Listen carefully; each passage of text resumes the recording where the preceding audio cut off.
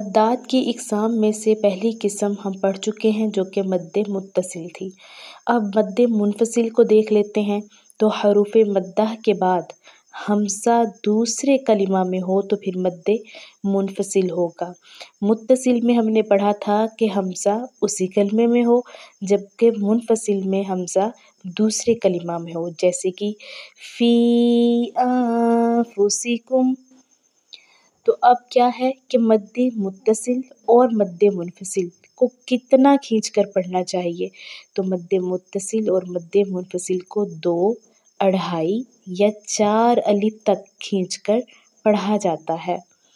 تو یہاں آپ دیکھیں کہ یائے مدہ کے بعد حمزہ جو ہے وہ دوسرے کلمے میں آیا ہے، یعنی کہ وہ فی جو ہے ایک کلمہ ہے اور انفسکم دوسرا کلمہ ہے۔